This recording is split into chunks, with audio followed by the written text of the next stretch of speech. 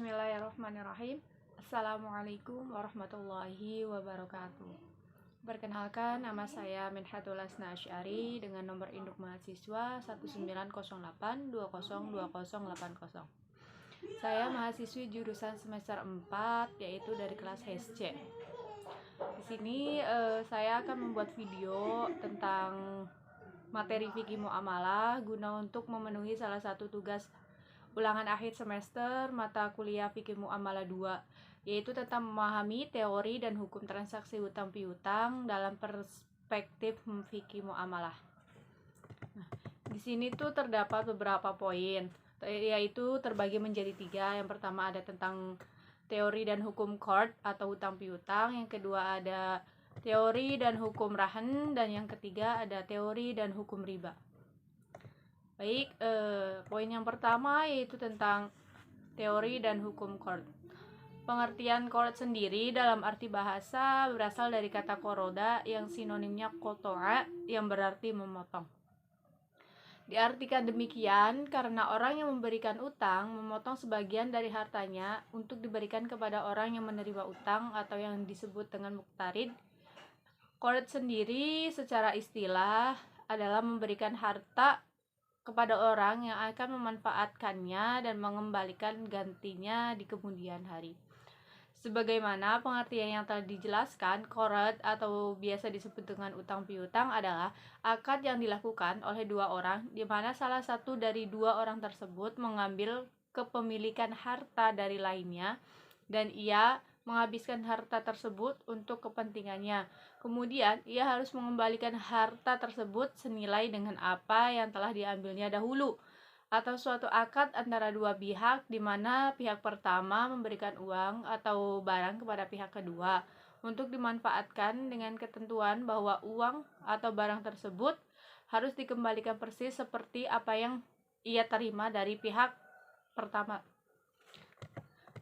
Dasar hukum utang piutang di sini yaitu secara hukum didasarkan pada perintah dan anjuran agama Islam supaya manusia hidup dengan saling tolong menolong serta saling membantu dalam lapangan kebajikan. Adapun firman Allah Subhanahu wa taala dalam Quran surat Al-Maidah ayat 2 yang berbunyi Bismillahirrahmanirrahim. Wa ta'awanu 'alal birri wat taqwa wala ta'awanu 'alal itsmi wal 'udwan wattaqullah innallaha syadidul 'iqab. Yang artinya, dan tolong menolonglah kamu dalam mengerjakan kebajikan dan takwa, dan jangan tolong menolong dalam berbuat dosa dan pelanggaran. Dan bertakwalah kamu kepada Allah, sesungguhnya Allah amat berat siksanya, yaitu Quran surat Al-Maidah ayat 2. Terus lanjut ke rukun dan syarat-syarat qard. Ajaran Islam telah menetapkan beberapa rukun dan syarat yang harus dipenuhi dalam transaksi hutang piutang atau qard. Jika salah satu syarat dan rukunnya tidak terpenuhi, maka akad qard ini menjadi tidak sah. Adapun rukun qard sendiri terbagi menjadi 4. Yang pertama yaitu ada peminjam atau yang disebut dengan muqtarid. Yang kedua adalah pemberi pinjaman atau yang disebut dengan muqrid. Terus yang ketiga ada dana yaitu atau yang disebut dengan al-qard. Sedangkan yang keempat adanya ijab dan qabul. Menurut Imam Syafi'i, rukun qard sama dengan rukun jual beli. Rukun qard terdiri atas muqrid, muqtarid, ijab dan qabul serta barang yang dapat dipinjamkan.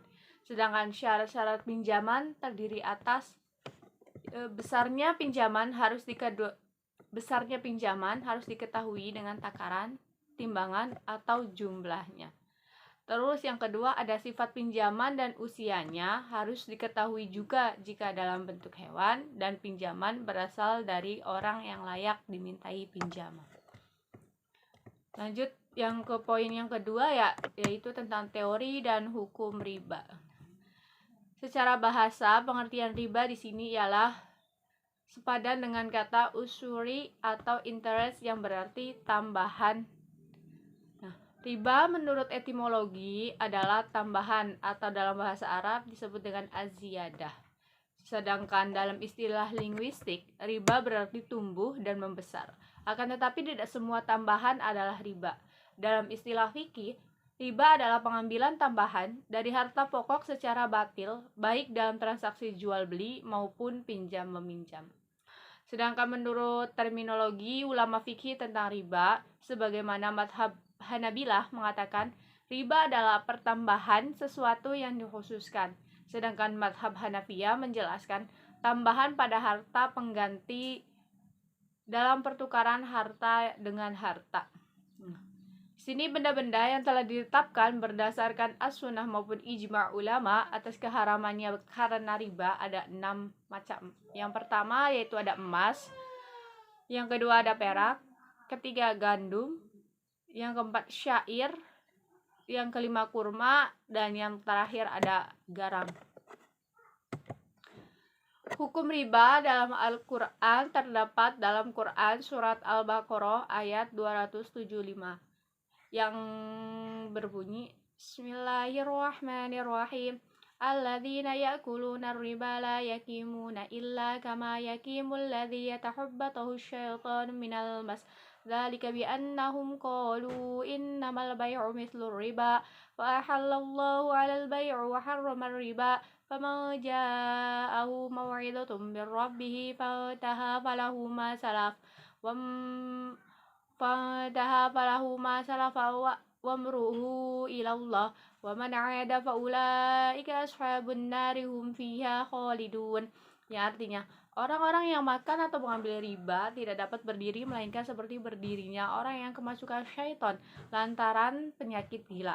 Keadaan mereka yang demikian itu adalah disebabkan mereka berpendapat sesungguhnya jual beli itu sama dengan riba. Padahal Allah telah menghalalkan jual beli dan mengharamkan riba. Orang-orang yang telah sampai kepadanya larangan dari Tuhannya lalu terus berhenti dari mengambil riba, maka baginya bagi yang telah diambilnya dahulu dan urusannya kepada Allah. Orang yang kembali atau mengambil riba, maka orang itu adalah penghuni-penghuni neraka. Mereka akan kekal di dalamnya. Ayat riba tersebut ada penegasan dari Allah Subhanahu wa taala bahwa keyakinan kaum musyrik yang menyamakan riba dengan jual beli merupakan keyakinan yang keliru. Yang benar adalah jual beli adalah sesuatu yang berbeda dengan riba. Keuntungan bisnis yang diperoleh lewat jual beli ini halal, sementara yang didapat dari riba itu haram dinikmati. Di sini adapun bahaya atau alasan mengapa riba dilarang sih di dalam Islam antara lain di sini terdapat 7 poin. Yang pertama yaitu hati mudah keruh meskipun andaikan lidahnya basah oleh zikir dan mudah terjangkit penyakit abnormal, idiot dan lain-lain.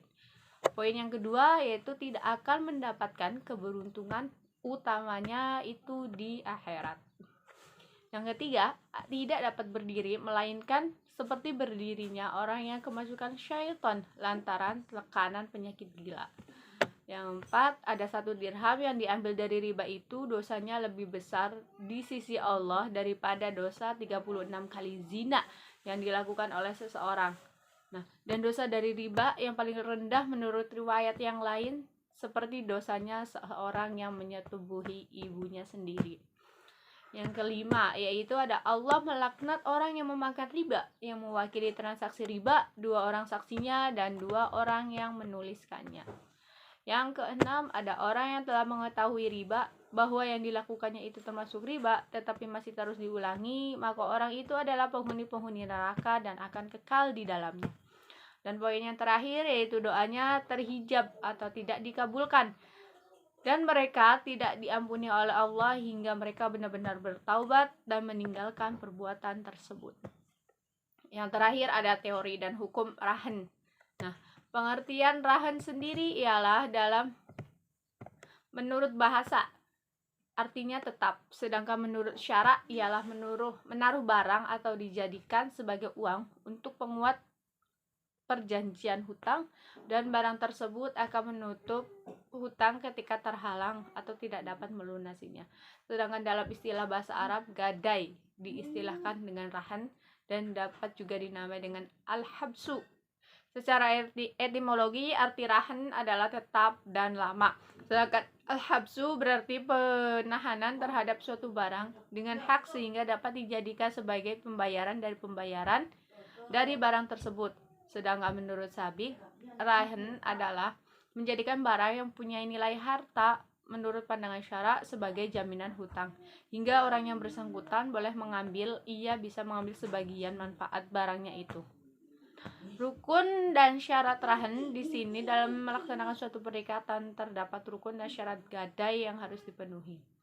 Rukun akad rahan terdiri atas rahin atau orang yang menyerahkan barang. Yang kedua ada murtahin atau penerima barang. Yang ketiga marhun atau rahan yaitu barang yang digadaikan. Dan yang keempat ada marhun bih atau hutang serta ijab dan qabul. Gadai atau pinjaman dengan jaminan benda memiliki beberapa rukun antara lain. Ini ada rukun lain ya. Yang pertama yaitu akid. Orang yang melakukan akad meliputi dua aspek. Ada rahin adalah orang yang menggadaikan barang, dan murtahin adalah orang yang berpiutang yang menerima barang gadai sebagai imbalan uang kepada yang dipinjamkan atau kreditur. Yang kedua ada ma'qud alaih yang diakadkan, yakni meliputi dua hal. Yang pertama ada marhun, barang yang digadaikan atau barang yang gadai. Yang kedua ada dain marhun bih, yang artinya hutang yang karenanya diadakan gadai. Yang ketiga ada syughot, akad gadai, meliputi tiga hal, yakni orang yang menggadaikan. Kedua ada akad gadai, dan yang ketiga barang yang digadaikan. Di sini terdapat resiko-resiko dari akad rahan tersendiri ya. Resiko yang mungkin terdapat pada rahan apabila ditetapkan sebagai produk. Yang pertama yaitu ada resiko tak terbayarnya hutang nasabah yang sering disebut dengan wan prestasi. Yang kedua ada resiko penurunan nilai aset yang ditahan atau rusak. Hukum rahan diperbolehkan oleh syara dengan berbagai dalil Al-Quran maupun hadis Nabi Shallallahu Alaihi Wasallam. Begitu juga dalam ijma ulama. Di antaranya firman Allah dalam Quran surat Al-Baqarah ayat 283 yang artinya, jika kamu dalam perjalanan dan bermuamalah tidak secara tunai, sedang kamu tidak memperoleh seorang penulis, maka tidaklah ada barang tanggungan yang dipegang oleh yang berpiutang. Akan tetapi jika sebagian kamu mempercayai sebagian yang lain, maka hendaklah yang dipercayai itu menunaikan amanatnya, dan hendaklah ia bertakwa kepada Allah Tuhannya. Dan janganlah kamu para saksi menyembunyikan persaksian, dan barang siapa yang menyembunyikan, maka sesungguhnya ia adalah orang yang berdosa hatinya, dan Allah Maha mengetahui apa yang kamu kerjakan. Quran surat Al-Baqarah ayat 283. Mungkin cukup sekian pemaparan materi dari saya tentang transaksi hutang piutang menurut perspektif fikih muamalah. Semoga yang mendengarkan materi dari saya bisa diambil hikmah dan manfaatnya. Kurang lebihnya mohon maaf apabila ada kata-kata yang salah, dimaklumi karena kesalahan itu berasal dari saya sendiri, dan saya sendiri masih dalam proses belajar. Mungkin cukup sekian. Wabillahi taufiq wal hidayah. Assalamualaikum warahmatullahi wabarakatuh. Terima kasih.